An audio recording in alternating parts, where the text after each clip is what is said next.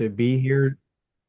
Oh, to be here tonight, talking about our book about James Montgomery and his war on slavery, and we'll talk a little bit about how we came to the subject and some of the processes of how we put it all together for this book. And let's just jump into it. Todd and I have a slideshow for you to kind of help you understand the journey of Montgomery a little bit more and our researching and writing journey. And I just want to say right off the bat, Todd and I are native Kansans, although I live in Texas now. We both grew up in the little town of Richmond, Kansas, which is between Ottawa and Garnett. And we want to give a shout out to the Richmond Public Library down there. Todd and I checked out a lot of books from that library, as well as the Central Heights School Library. And Todd and I have long had an interest in history, American history, Kansas history. We both majored in history at Pittsburgh State University. And full disclosure, Todd is 3 years older than me. I followed him down to Pittsburgh State. And one of our history professors, Dudley Taylor Cornish. Dr. Cornish was very inspiring. He taught Civil War and Reconstruction, and in the 1950s published this landmark book, The Sable Arm, about black soldiers fighting for the Union Army during the Civil War. And we dedicated our book to him as well. And I got to know him while working at Fort Scott National Historic Site with the National Park Service because the 1st Kansas Colored Infantry mustered in there. So after graduation, Todd became a teacher. I became a park ranger. And kind of a springboard for our book on James Montgomery flowed from research Todd had done for his book about the secret Danites, the Kansas's first Jayhawkers. And just overall, I would say Todd and I have long had a history, interest in the history of Kansas, Civil War history, the Abolitionist movement, black soldiers in the Civil War. So it really made sense to tackle James Montgomery. And we're going to ping pong back and forth with Todd and me. Yeah, so after the Danite book, we dug deeper into Montgomery's story. We learned that he grew up in Ashtabula County, Ohio. He later moved to Kentucky, where he was married. His first wife died, and he remarried. He moved the family to Missouri.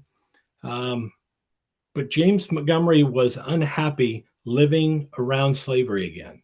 So they moved to Kansas as soon as the territory opened. There he became a militia captain, an Underground Railroad connector, and a member of the secret anti-slavery group known as the Danites. So as Dave and I learned more about this journey, we became convinced that we should do this book together. This map shows part of Montgomery's path to becoming an anti-slavery warrior. One of the things that impressed Dave and I early was we felt he had such a unique anti-slavery career. Few people could say during that era that they worked for 7 years during Bleeding Kansas to resist slavery on the frontier, as well as becoming an Underground Railroad conductor. Later, he commanded both black and white soldiers during the war. And at that point, our working title for our book was actually The Journey of a Jayhawker. And this map shows places where that journey took him, stretching from Kansas to Boston to South Carolina and to Florida. All right. Now, James Montgomery is a very controversial character, especially in his day, especially in the run-up to the Civil War as a guerrilla chieftain. He was both admired and despised, viewed as a hero and a villain. So a lot of different perspectives on him. And we love this quotation by a newspaper editor in Illinois in 1858 about Montgomery. Some insist on it that a pure patriot never trod, others that a greater scoundrel never went unhung. So he's a really fascinating person who really devoted himself to ending slavery in the country. And in terms of his appearance, as you can see, he always had a beard, dark hair. He stood about 5'11", a very slender build. But one of the things Todd and I noticed in researching about Montgomery, more and more that we read, how people described him, his demeanor as very gentlemanly, very kind of mild-mannered, soft-spoken. Now, under the surface, he had this anti-slavery fury, and he had been a preacher and teacher before. So really interesting personality. Now, regarding Montgomery, one of the things that I want to really emphasize about our book, it took Todd and I quite a while to research and write it, and our collaboration, we feel, really made it a much better book than if one of us would have tackled the subject alone, because we could bounce ideas off each other. We took the lead on researching specific parts of the history and drafting the chapters, and it really made it, I think, a much richer, more in-depth book. And we concluded that Montgomery really was an abolitionist of the most dangerous kind, that um, he could be very violent, destructive in his efforts to end slavery, but he had a humanitarian side as well in terms of helping people uh, leaving slavery and getting a step up on citizenship. Now, we really began the project in 2009 when I moved to Topeka with my wife. I was working for the National Park Service and I was assigned to Brown v. Board of Education National Historic Site. And it's a great place to do research because the Kansas Historical Society archives are there. And Todd and I spent a lot of time in the research room there. And we're very blessed to have such a wonderful collection there. We utilize newspapers on microfilm, manuscript collections, all sorts of other documents. And I should point out also, we started the book in 2009. By the time we had the finished book on our hand, published by the University of Oklahoma Press, 14 years had gone by. So anybody with a long a project out there that you've been working on for a long time, a long-term project, don't give up on it. We were able to get our book done. And we're very also fortunate that some of James Montgomery's papers are in Topeka, and it was his widow, Clorinda, the widow of James Montgomery, who donated her husband's papers to the Kansas State Historical Society. And just a final point kind of about researching. Historians and biographers love manuscript collections. And one reason is you actually are working in the papers handled by the people you're writing about. There's something really profound about this personal connection you can have, or despite the passage of time, by handling some of these original documents. All right, and then back to Todd. So we tell the personal story of James Montgomery, connecting it to larger stories as well.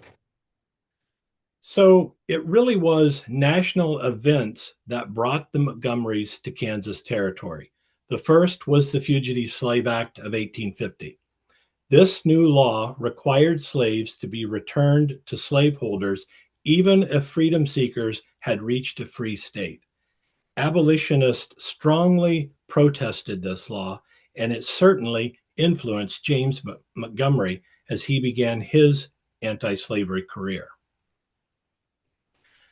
More directly was the Kansas Nebraska Act in 1854.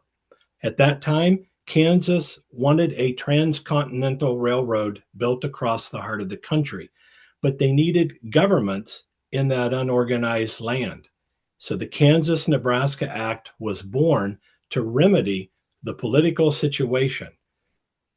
But it created a new one with the part of it called popular sovereignty, which is letting the voters of the territory decide if a new state would be free or slave. This act pushed the expansion of slavery and Kansas statehood into becoming the number one issue that would face the nation throughout the 1850s. The first election saw fraudulent voting, Missourians crossing over into Kansas to vote and then returning home. Free state residents were outraged. They labeled the pro-slave government bogus, but the pro-slave officials were left in charge. Eventually, the Free State people set up their own legislature, their own governor, which created a constant tension. In this map, we're kind of bringing it back closer to home here. Montgomery bought a claim in Lynn County, a few miles west of Mound City. You can see on the map James Montgomery's farm. So he set about improving that farm and building a life for his family on the frontier. With his abolitionist upbringing, his strong religious views, and feelings on free labor, there would be no doubt which side he would support during the struggle over slavery. Amid this tension, fighting broke out in 1856. Much of this fighting was centered around the Free State town of Lawrence, the pro slave capital 10 miles away at Lecompton. This violence led the territory to becoming known as Bleeding Kansas, which has become a ubiquitous part of our road to statehood. By 1857, the violence had largely subsided in the northern counties. It had switched, it had shifted from the Lawrence-Lecompton area down into Lynn and Bourbon counties. In December, James Lane was commissioned as General of the Kansas Militia. He came down to Mound City, where he held a very large encampment, and he enrolled almost 300 men into the militia there. But Lane and most of the men returned home and left the Lynn County men to face the radical pro-slavery men there alone. It was at this point that Montgomery and a small group of followers decided to form their own group and begin forcing the radical pro-slavery settlers back into Missouri, violently if need be. And that violence broke out in February 1858, when Montgomery and his Jayhawkers continued this. That's really at the point where they had earned the nickname Jayhawkers.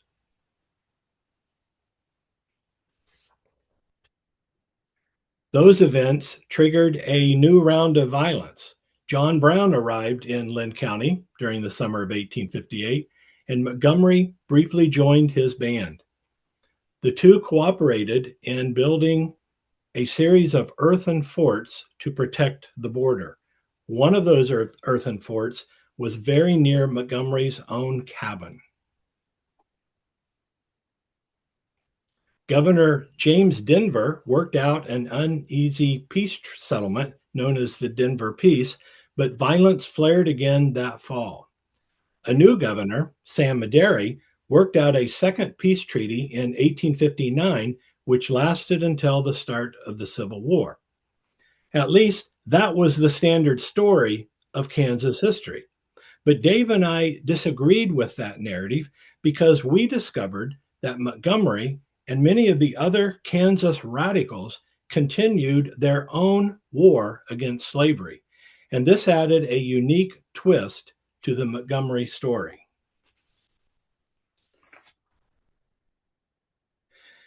By late 1860, Abraham Lincoln was elected president, and Montgomery began a secret plan that changed how he operated the Underground Railroad. Montgomery now offered freedom seekers the chance to remain in Lynn County, and he had other Lynn County residents join in his efforts to shelter them. His actions prompted the governor of Missouri to send troops to the Kansas-Missouri border. At the same time, South Carolina voted to secede from the Union. Right. Thanks, Todd. What we want to do tonight, in addition to telling the story of Montgomery in a fairly succinct way, we also wanted to talk to you a little bit about our process of putting the story together and some of our field trips. So in doing a project like this, of course, you rely a lot on the materials, the kind of papers, but also the places. So you research the papers and visit the places if possible to follow in the footsteps of the people you're researching. And James Montgomery, and when he was making connections with the New England abolitionists, he traveled to Boston in the summer of 1860, and it was an important evolutionary step in Montgomery's war on slavery, that he was networking with men and women involved with the abolitionist movement. And he also got some funding for supporting his war on slavery, and the drought was going on in Kansas. He was getting money for that as well. So Todd and I traveled there in 2010, and we visited various historic places and archives like the Massachusetts Historical Society. We went to the Boston Public Library, where we found material on the anti-slavery manuscripts there. including some original documents that Montgomery had sent to Thomas Wentworth Higginson, one of the radical abolitionists, who had he had various aliases, including Reverend Theo Brown, as you can see here. And we also went to the Houghton Library at Harvard. We found some more documents there, including this really important letter we use in our book from Joseph Gardner, an abolitionist friend of James Montgomery. Gardner lived actually near Lawrence. And this wonderful letter describes Montgomery's dedication to the anti-slavery fight. And it was sent to George Stearns, Samuel Gridley Howe, and Frank Bird. As you can see here, some very important New England abolitionists. So they were really a conduit, uh, Gardner was, for Montgomery making connections to some of these radical abolitionists, like you see in the image here. Didn't they have great beards back then, by the way? Stearns, Howe, and Higginson. These three men were members of what was called the Secret Six, the secret backers of John Brown and his radical war on slavery. And Montgomery befriended these men, especially George Stearns, he and his wife Mary. Stearns was a wealthy Massachusetts businessman. He had really helped bankroll John Brown's war on slavery.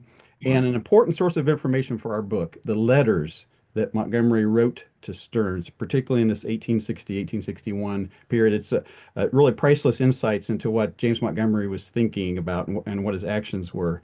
And we went to Medford. Unfortunately, the house is no longer standing, where Montgomery was a house guest of the Stearns there in Medford, but we went to the Historical Society there.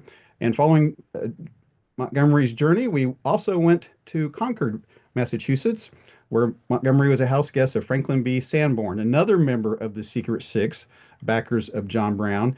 And Montgomery wanted to see where some of the opening shots of the Revolutionary War were fired at the Old North Bridge. So we went there as well, where the Redcoats and the colonial militiamen battled there.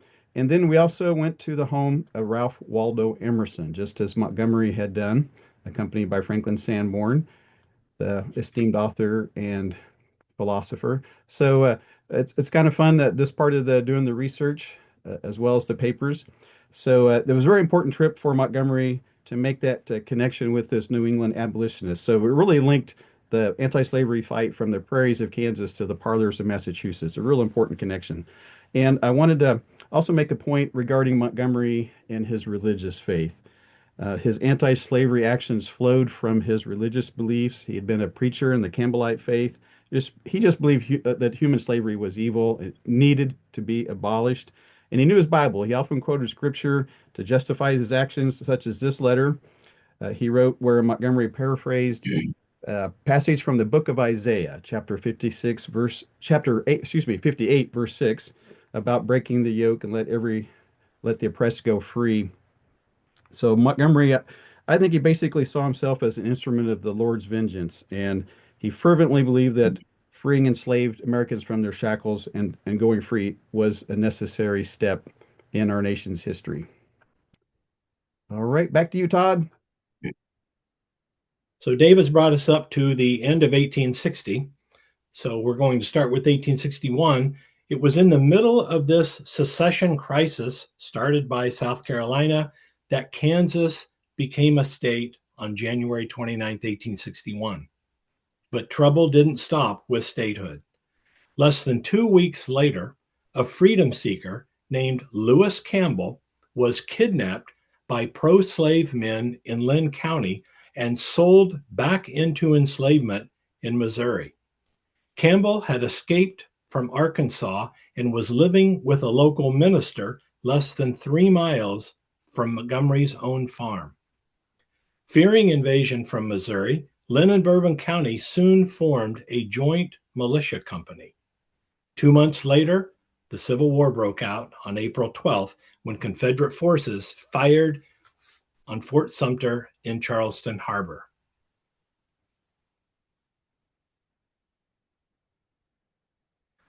Montgomery was quickly appointed a colonel of the 3rd Regiment of Volunteers. In our book, we point out where Montgomery's actions carried national importance. And one of those events happened on June 26, 1861. Montgomery led about 180 men into Missouri to help Union families escape the state. The mission failed when many of his men wouldn't follow orders, and Montgomery ordered the column to return to Kansas. On this expedition, however, they liberated 18 to 20 enslaved people. Montgomery sent that group to his friend James Hanway near Lane, Kansas, to find them shelter and work. This is one of the earliest accounts of Union troops liberating enslaved people. Certainly, a group like this in the Trans-Mississippi West. In fact, Montgomery had been in discussions with other abolitionists concerning this exact dilemma. What could be done to provide for Black refugees freed by the war? In early August, Montgomery was ordered to Fort Leavenworth to escort a wagon train of supplies back down to Fort Scott. When the train left Leavenworth, a reporter noted that the entire wagon train was being driven now by Black teamsters. Even the wagon master was Black. These two events represent stunning examples where the events on Kansas's road to freedom intersected with a new direction in the war on slavery. And a follow-up event was coming in November. Montgomery's troops had entered Missouri in September as part of what's known as the Lane Brigade. The Kansas troops, in addition to plundering and burning some Missouri towns, liberated as many as 1,000 enslaved people over the course of a few months. One group was known as the Black Brigade.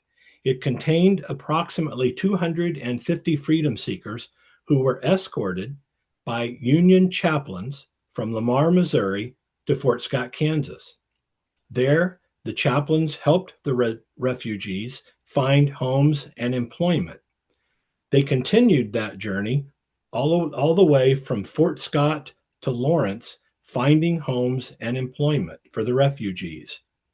These actions caused a striking change in the status of free people in the state in 1861.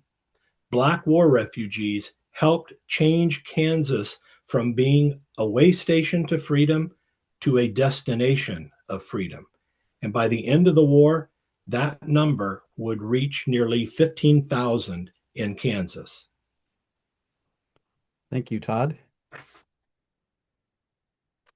All right, so we're covering a lot of ground here pretty rapidly in terms of the history. So what happened in 1862, the Kansas Brigade dissolved. There was a reorganization of Kansas regiments, and uh, Montgomery lost his commission as a colonel, was discharged from the army, but he really fervently desired to lead Black soldiers during the Civil War. He thought it was his next step in his war on slavery and was very disappointed when another officer was selected to command what became the 1st Kansas Colored Infantry, one of the first Black regiments of the Civil War, mustered in at Fort Scott, Kansas.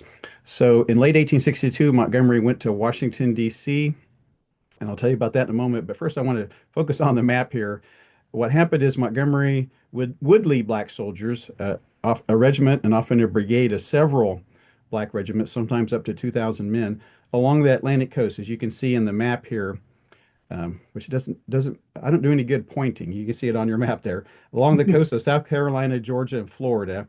The yellow highlighted community is Beaufort, South Carolina. That Montgomery was often stationed there at Camp Saxton. It's near Hilton Head, South Carolina, which was the military department headquarters for the Department of the South. But he, using steamboats, steamships, went up and down the coast, leading Black soldiers on various raids and in campaigns. But what he did initially, he went to Washington, D.C., and he actually met with Abraham Lincoln at the Executive Mansion right before the president was going to be signing the Emancipation Proclamation, which Lincoln did on January 1st, 1863. And it's kind of a long story, but Montgomery did receive the order he dreamed of on January 13th, 1863, an order to raise a regiment of Black soldiers down in South Carolina in the Department of the South from men who had been enslaved. Now, I also went to Washington, D.C. to research this because at the National Archives, there are six regimental books. The archives has such a wonderful collection of so many things, and some are one of a kind like this. The six regimental books of the 34th United States Colored Troops, the Black Regiment that Montgomery commanded in 1863 and 1864, and Henry recruited, had been the 2nd South Carolina Infantry. And these books are not online, not published. You have to go there to research them. There are descriptive books with rosters of the men who enlisted in the regiment, company by company, company A, company B, morning reports, order books, and other things. So very priceless information there in Washington. Now, Montgomery, of course, ended up in South Carolina. January 23rd, 1863, he arrived at his new location there. And I don't have to tell the audience watching what winter weather can be like in January in Kansas. And it was quite a contrast once Montgomery got to South Carolina along the coast there and seeing these huge live oak trees dripping with Spanish moss. But Montgomery plunged right into recruiting men for his black regiment up and down the coast there. And an important thing about Montgomery, he observed how men who had been enslaved, considered property, could transform into U.S. soldiers relatively quickly. And of course, it did take time to learn the rudiments of being a soldier, but he observed, once they got on that blue uniform and all the recruitment belts and holding that rifled musket, that they became a soldier, and they were very effective soldiers as well. Now, and another important point, Montgomery, he had uh, taken his kind of harsh, destructive brand of anti-slavery warfare from the Kansas-Missouri border to South Carolina. And I'm going to tell you about a remarkable raid that Montgomery led in 1863 using steamboats up the Combahee River, like you see in the illustration here, which is a colorized version of an illustration that appeared in the Harper's Weekly newspaper about the Combahee River raid. By the way, you can see the spelling. Local folks call it the Combahee River. I learned when I was there. And you can see the lead steamboat, that was the John Adams. And the second steamboat closer in the view, the Harriet A. Weed. Montgomery had about 300 soldiers with him on this expedition, about 250 black soldiers, some Rhode Island artillerymen, white soldiers, and there was artillery on board. And the idea was to surprise the plantation owners and a handful of Confederate soldiers, which they did. And they ended up sending the black soldiers ashore with the white officers, and it was a very destructive raid.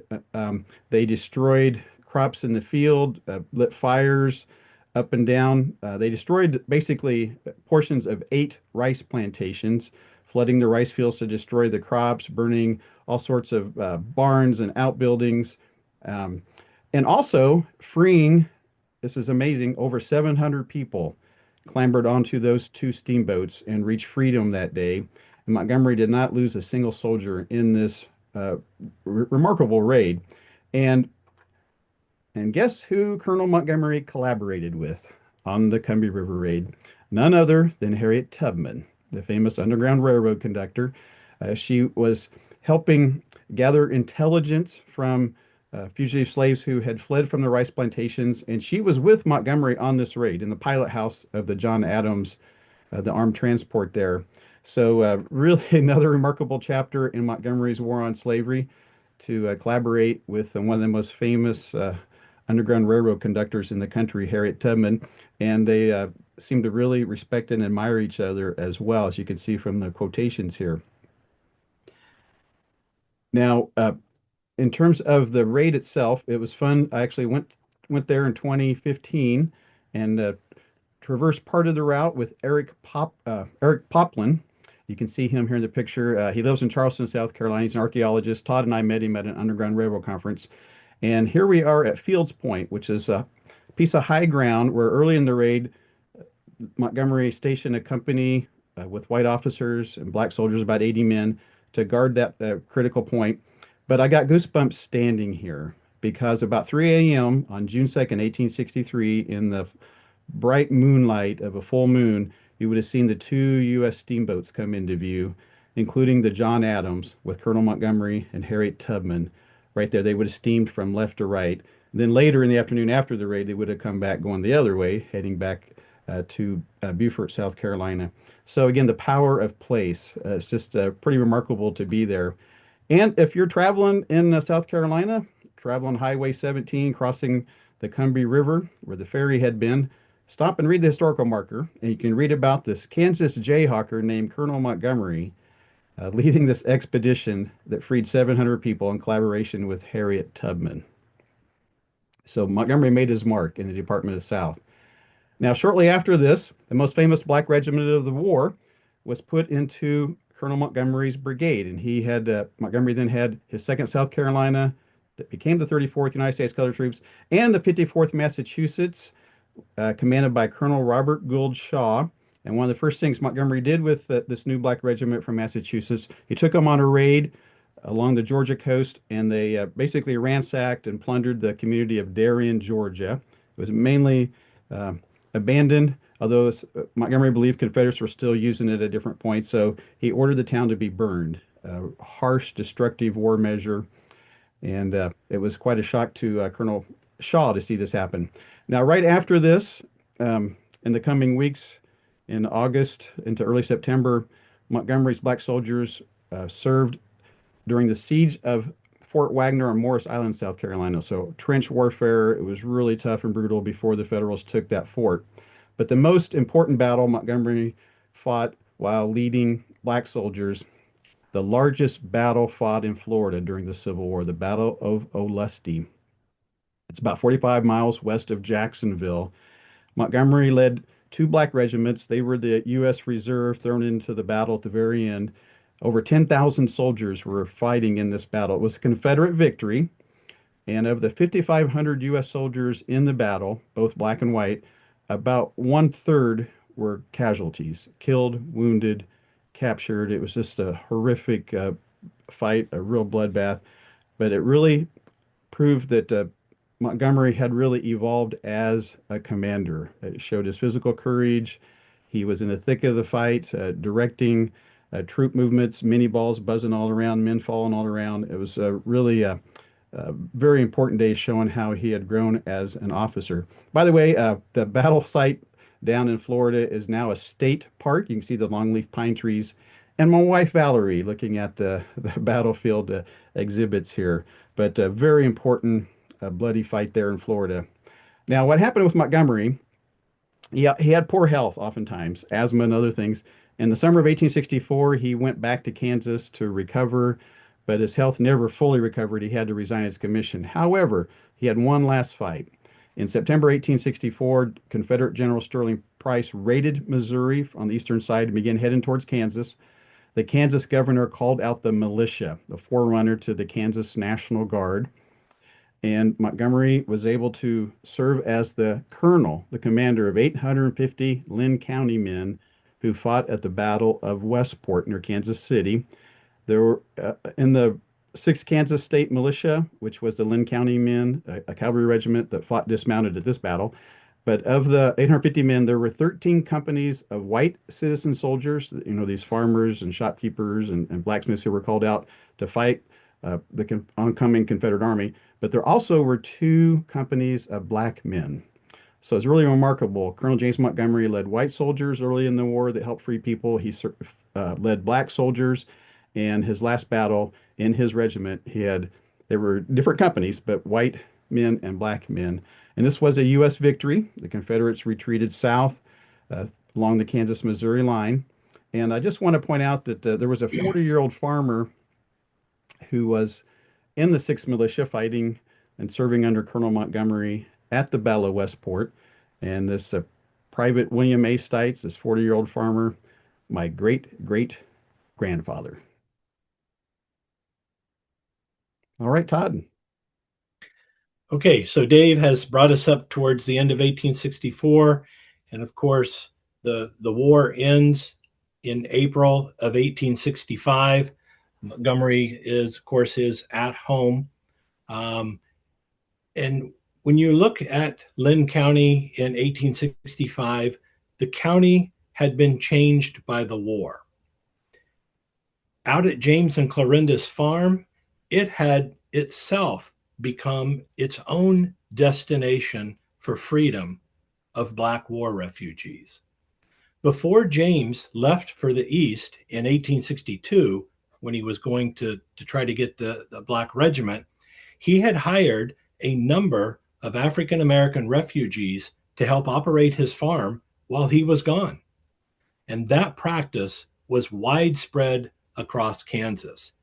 In fact, Black farm laborers actually helped really bring in the Kansas harvest and really keep the Kansas economy humming. So, in this map, what you're seeing is that some of the Black men that worked on the Montgomery farm used this opportunity to scout out their own land and either purchase or homestead farms nearby. Now, the yellow blocks indicate the Montgomery's roughly 750-acre farm. Part of that they had inherited from Clarinda's mother. Part of it, Montgomery's second son, Evan, had applied for his own homestead. So that's the yellow land. So the red land, the red areas represent farms owned by African Americans.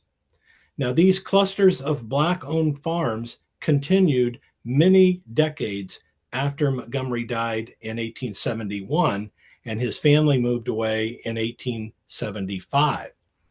And some of these Black homesteaders here that you see on this map they would include perhaps the very first African American homesteaders in the United States.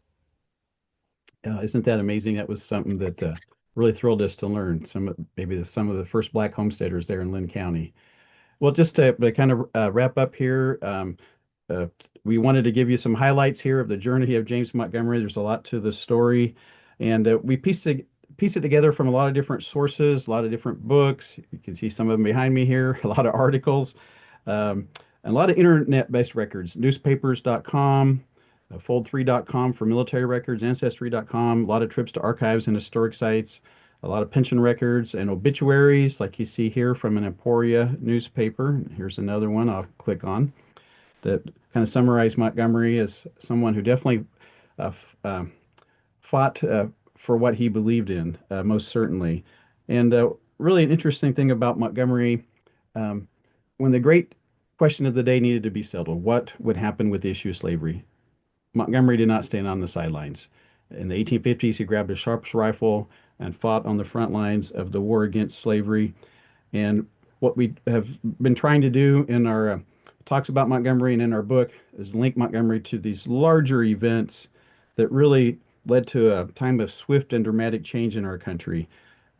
And Montgomery's personal anti-slavery story, just one of many stories in this broader movement that led to a new birth of freedom in our country. After a lot of death and destruction, nearly 4 million people freed from slavery as a result of the Civil War. So it's really a chapter in this much broader story in our nation's long struggle to provide really freedom and equality of opportunity for all Americans. It's really, we think, quite a dramatic story. And in addition to reading about Montgomery, like in our book, there are some physical ways to connect to the story of Montgomery. There in Mound City, which had been named Sugar Mound before it was changed to Mound City in the 1850s. You can see Fort Montgomery, the reconstructed Montgomery cabin there, and also Colonel Montgomery's gravesite. He died in 1871 on his farm and was buried on his farm initially, but in 1885, his remains were moved to the cemetery, a beautiful setting there in Mound City. And his simple military headstone recognizes his military service during the Civil War, leading Black soldiers. I happened to be there for the Memorial Day program in 2019, and it was a wonderful program. And I'm going to turn it over now to Todd, and he'll tell you about another Memorial Day program a few years later. Okay, so Dave was there in 2019. I was asked to speak there in 2023 at their Memorial Day service at the Mound City Cemetery.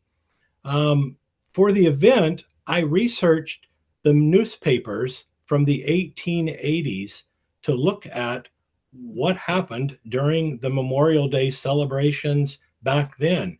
In fact, one of those was built around reinterring Montgomery's remains from his own farm into this soldier's lot. So I want to share with you one thing that I read. I read about a procession of old soldiers that marched together into the cemetery, led by a group of children who put flowers on the graves of veterans.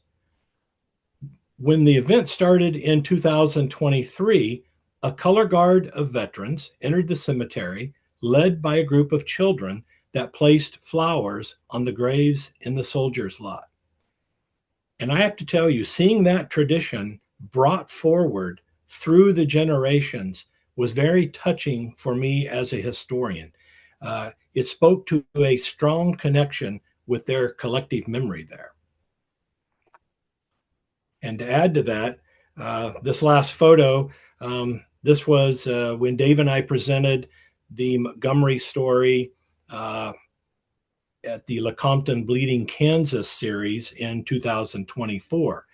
And I would say I am further inspired by the traditions of this lecture series, as well as the events that we're kicking off for the Kansas 250 bookshelf as we build new connections with the collective memories of Kansas. So thank you. We're going to address any questions now that may have come in.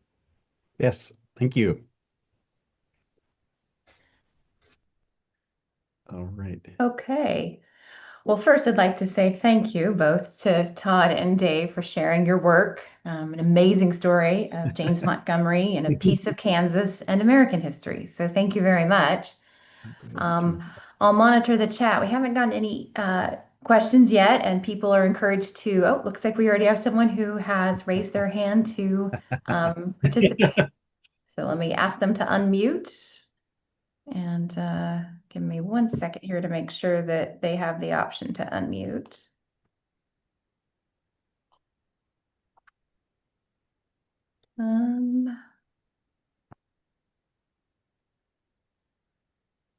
For some reason, just a moment. Okay, I got it, I think. Was it working? Can you hear me? Yes. Yeah, hey Todd, this is Matt Matthews here. How you doing?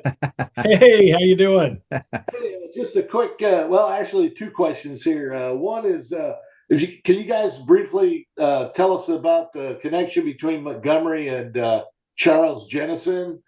And then I was also wondering, because we're pumping away right now on a chapter on Jennison. I was wondering, after Montgomery lost his job as the commander of the Third Infantry in Lane's Brigade, it would seem to me that once they reorganized those regiments and created the 10th and the 5th and whatever else they created, it would seem to me that with all his experience of already commanding that Third Regiment, that he would have been given command of one of these new regiments here in Kansas. And was Montgomery shocked when he found out that Jennison got command of the newly created 7th Kansas Cavalry? And I'll take now. You want to take that, Todd? I'll answer the first part. And I'll take the second one if you do the first part about Jennison. Definitely, when Jennison moved to Lynn County, he acted with Montgomery. In fact, when I was talking about that first activity, where in February of 1858, they tried to push this man by the name of Van Sumbo off his cabin, and he ended up getting shot in the shoulder. One account says that Jennison was there because he gave the men a lesson on how to treat a gunshot wound. But Jennison, I think, quickly evolved that he didn't really want to be under Montgomery's thumb. And he had a small cadre of men that began to follow Jennison.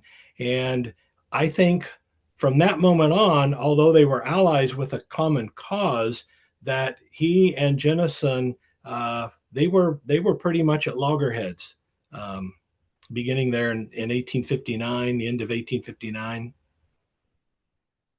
You want to take the second Yeah, part? yeah. So regarding the reorganization of Kansas regiments in early 1862, I don't know all the answers on the ins and outs exactly of the machinations, but we know there was a feud between Governor Charles Robinson and U.S. Senator James H. Lane, and Montgomery identified with the Lane people, but then he became on the outs with Lane as well. So there was a lot of intrigue, and honestly, there's a lack of documentation from Montgomery.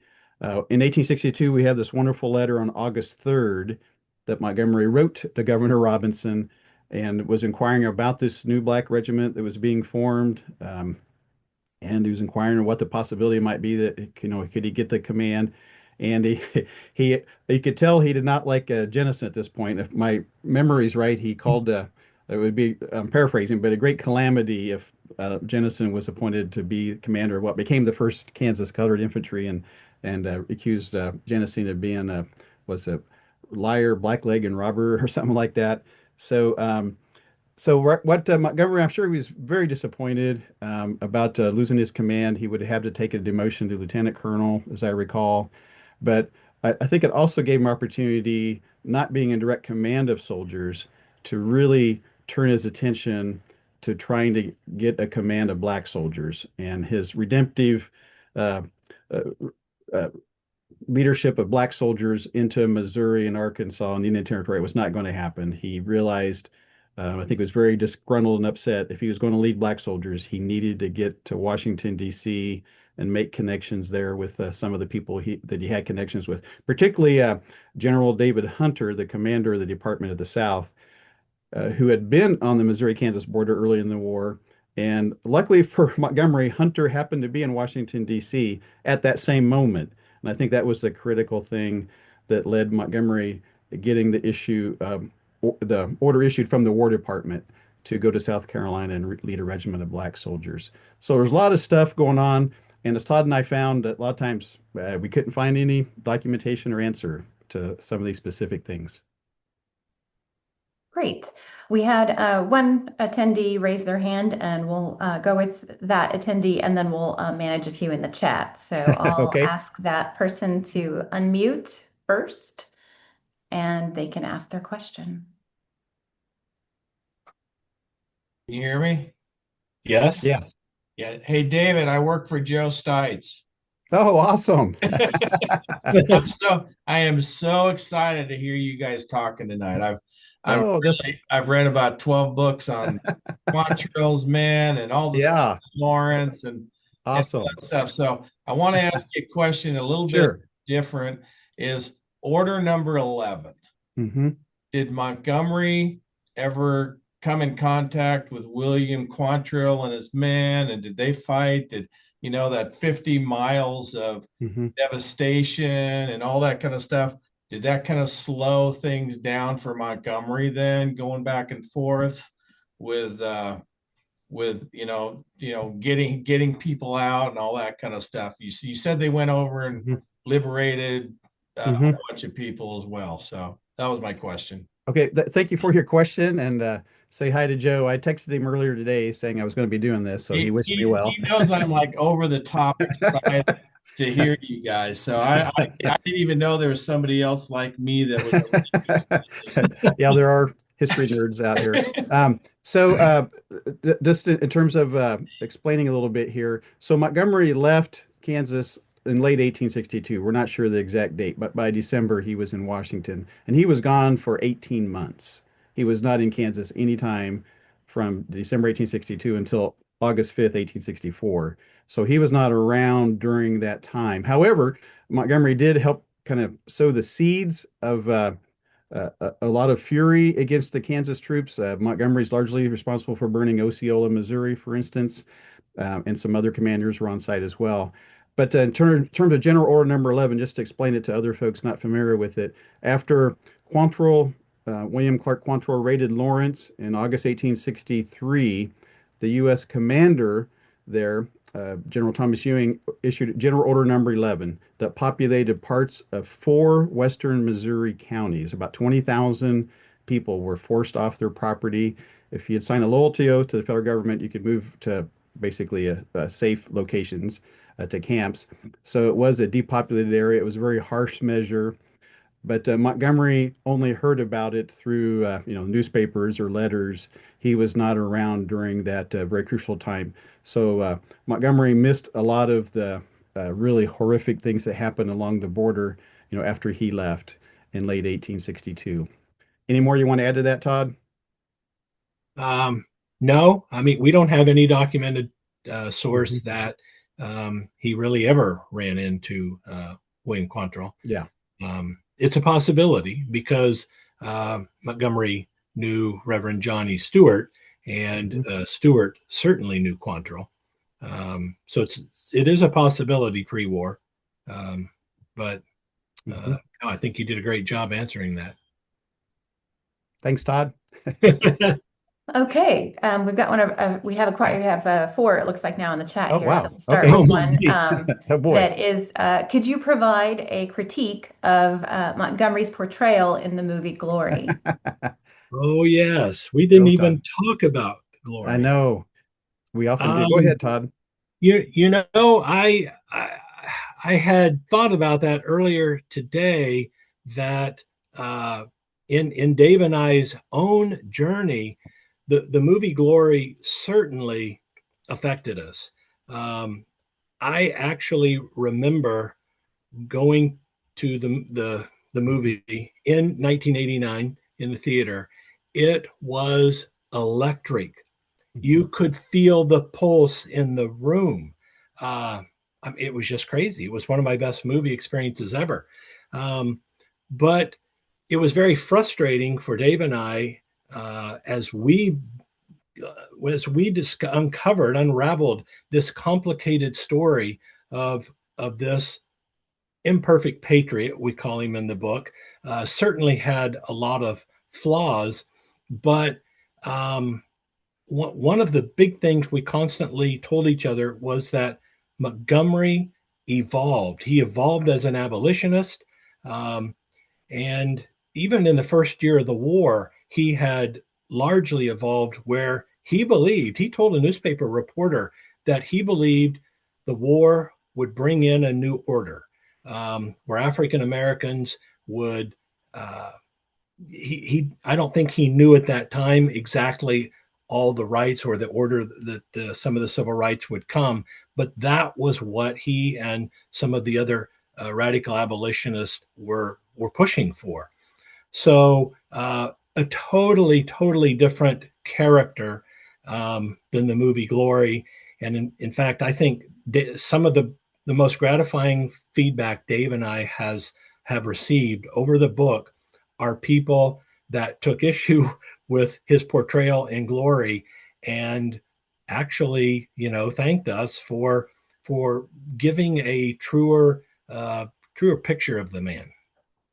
And if I could just piggyback onto that real quick, if you haven't seen Glory, I highly recommend it. As Todd said, the movie came out in 1989 about the 54th Massachusetts, the Black Regiment I mentioned earlier. Matthew Broderick portrayed Colonel Robert Gouldshaw. Morgan Freeman's in it. Denzel Washington won a Best Supporting Actor, an Oscar award. And Cliff DeYoung portrayed James Montgomery, Colonel Montgomery, is this kind of plundering, freebooting, kind of sinister, violent character, and he certainly had a destructive side. There was he could be very dark, but it was a kind of simple portrayal. Basically, they needed a villain to overcome things in terms of the plot. So we feel we've produced a more well-rounded portrait of Montgomery. But for many people who are only familiar with the movie, that's what they know about what they called a real Jayhawker from Kansas in the movie. Great. Oh, can I Um, add one more thing real quick? Dr. Dudley Cornish that I mentioned earlier, I remember talking to Dr. Cornish after the movie came out, and I remember him saying, "What did they do to our Montgomery?" And that might have planted a seed in the back of my mind somewhere. Someday I would maybe help correct the record. Well, we have someone in the program that says that they love the maps. They were very helpful in understanding the journey of James Montgomery. And their question is, prior to the book, had the Mhm. story of James Montgomery been largely forgotten? And if so, why? Well, I'll start with that, Todd, and you can add to it. Montgomery, he didn't get involved in the fight until a little bit later. So when the initial, um, the Wakarusa, the initial sacking of Lawrence, some of those early things. So he was more of a player later on. But a few things I would just say, Montgomery never wrote any memoirs. In fact, he just relied on it. Kind of other people are interviewing him, so he didn't kind of take the opportunity in his years after the Civil War. He was just 56 years old when he died, by the way. He did not put down his own record. So things did. There were some master's thesis in the 1970s. Tom Holman did a PhD. And Robert Karner wrote a really good book. It's a book about Montgomery that came out before ours. Well written. It didn't have doesn't have quite the um, depth of it, I would say, the depth of research. So I would say in more recent years, with Robert Connor's book, our book, he's getting a little more attention now. Maybe as time goes by, he's been well remembered in Lynn County. I will say that. Um, Anything to add to that, Todd? I would add, I think you're right. He's getting more attention. The Pulitzer Prize winning book, Cumby, Oh uh, yeah. um, by Etta Fields Black, uh, is all about the raid and the The Cum after and the Right, the Cumbia aftermath. River raid with Harriet Tubman. Right. Yes. So I think that can only increase interest in James Montgomery as well. Um, but you were right that he did not want to write about himself. His Underground Railroad friend that I mentioned, James Hanway, he encouraged him to write, and Montgomery just wouldn't have any part of it. And when Montgomery died, Hanway said, "There goes a lot of unspoken, unwritten Kansas history." Um, Mhm. so it would have been absolutely incredible. Um, there is a book called Lynn County, Kansas: A History by William Mitchell, who was a newspaper man in Lynn County. Um, and he published a book on Lynn County history in 1928, very complimentary of Montgomery. The whole book is not about him, but Montgomery is a theme throughout that book. Um, so that's one source that very few people, probably outside of Lynn County, would maybe not encounter that book. So that's what I have to add. Great, great.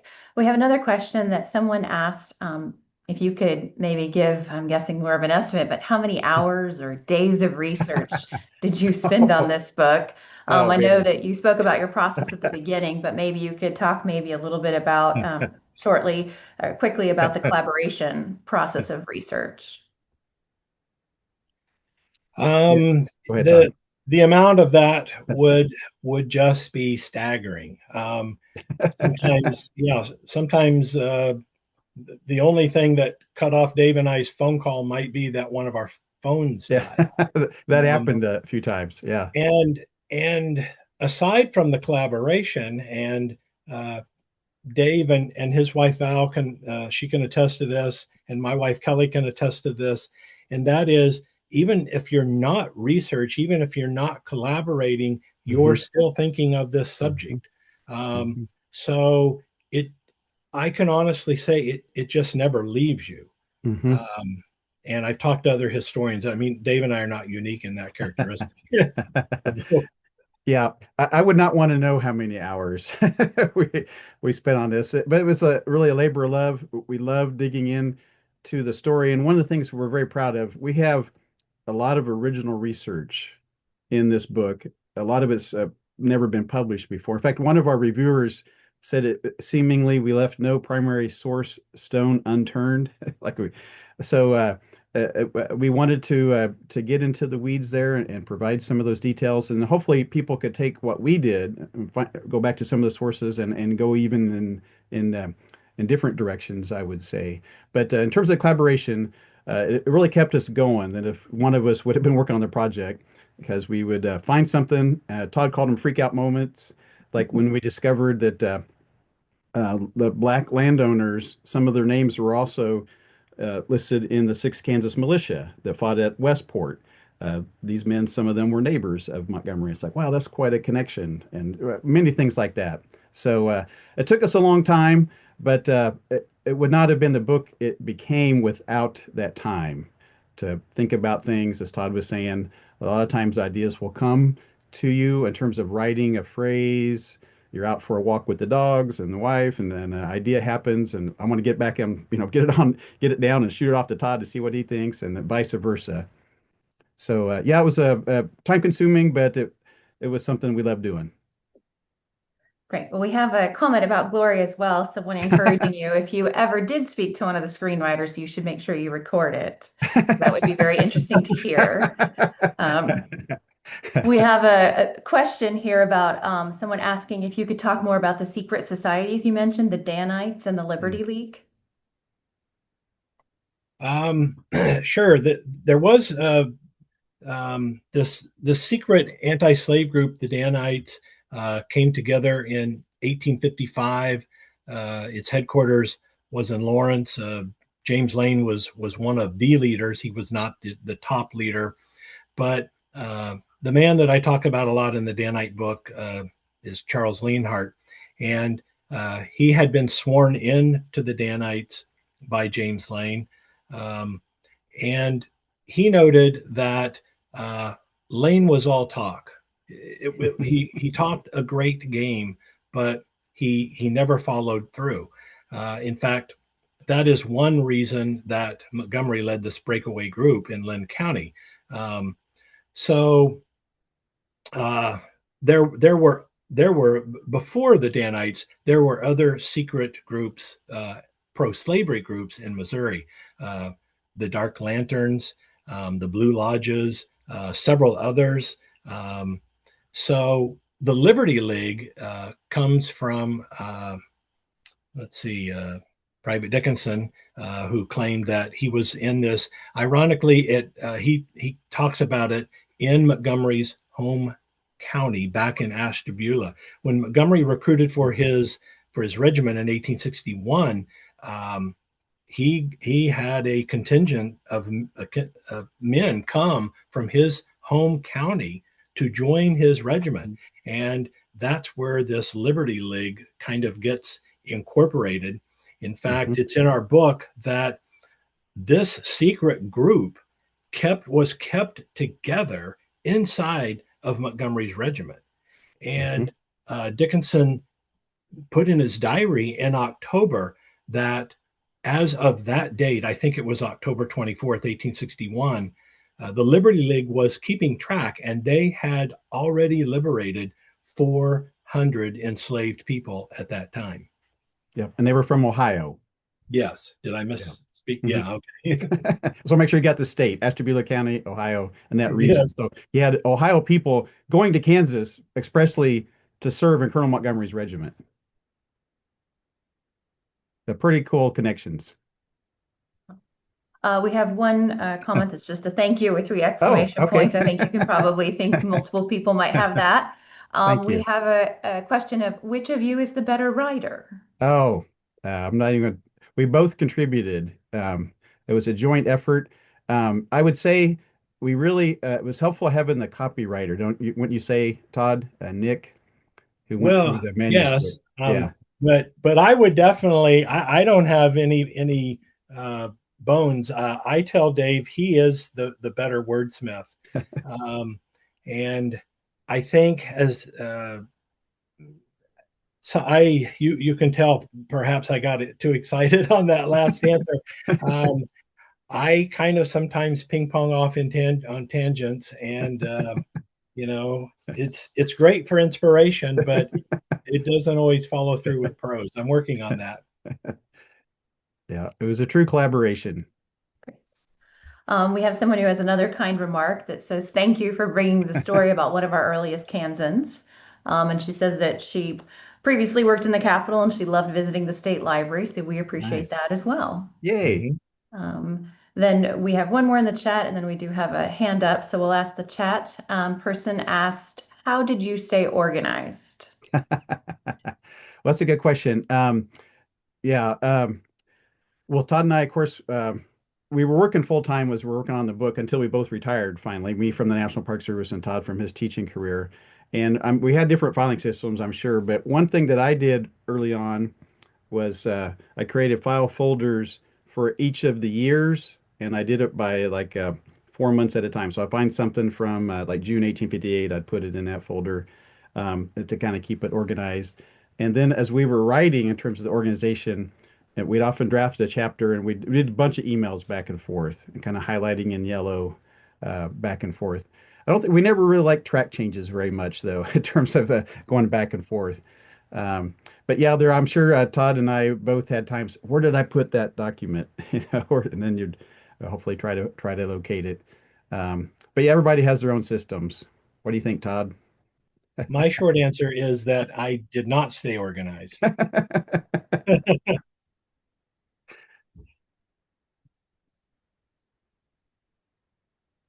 Okay, we'll ask our person to unmute and ask the question. So it's Matt again. One last question. You guys mentioned Ohio, and that got me thinking about James G. Blunt, who lived right down the road from where you guys grew up. What was the connection between Montgomery and Blunt? And also, was Blunt a member of the Dantites? I never found any evidence that Blunt was a member of the Danites. It wouldn't surprise me that he was. Um, I do think that when you back up to that time era around that big Jayhawker meeting in December of 1857, just before that, there had been a battle, a skirmish at a place known as the Squatters Court, and there was a group that came from Greeley to help support the Free State forces there, and I'm pretty sure Blunt was part of that.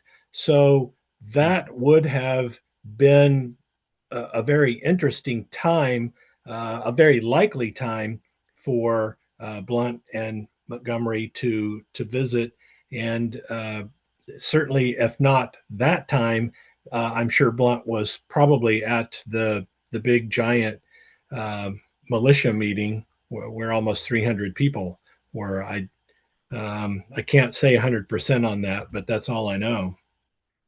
If I could just add on, for those not as familiar as Matt is with the history here, James G. Blunt did live in Anderson County before the Civil War, and he also served in Montgomery's 3rd Kansas as lieutenant colonel. What happened actually, some subordinates of Montgomery would go on to higher command, like Blunt would become a brigadier general. So actually, at the Battle of Westport, Montgomery, his regiment of militiamen, they were serving under James G. Blunt's command, even though Blunt had been a subordinate earlier as the lieutenant colonel. But uh, uh, at Westport, the Battle of Westport especially, there's this great story of Blunt. Well, it's kind of a long story. I can't get into it, I guess, in terms of how Montgomery came to be in command. But there's a speech that supposedly Blunt gave to these Lynn County men that the Confederates, the rebels are on their way, and boys, I need every Lynn County man to fight. Uh, so it really showed Blunt's kind of leadership there. But yeah, he and Montgomery had a relationship that was over a several year period there. Okay, well, it looks like we've answered everything from the chat and the Yay. questions. Great. I'll end us with one question. Okay. What are some ideas you hope readers, as well as this evening's attendees, can take away after reading your book or hearing you speak about James Montgomery? Well, for me, I Go would ahead, go Todd. back to the what I mentioned earlier about that Montgomery. We could see it for certainty that he evolved, his different positions evolved, and he continued to evolve. As Dave mentioned, he died, he was only 56. We believe if he would have had, I don't, another 20 years, that his positions would have continued to evolve. And using him as our example, I think that is something that we should all take away from this story. That I talk a lot about collective memory, and at the end, our collective memories are constantly evolving, and we need more gray area than black and white gray area. And I think that has to do with that concept of evolving, whether it's our interpretation of history or something else. Good point.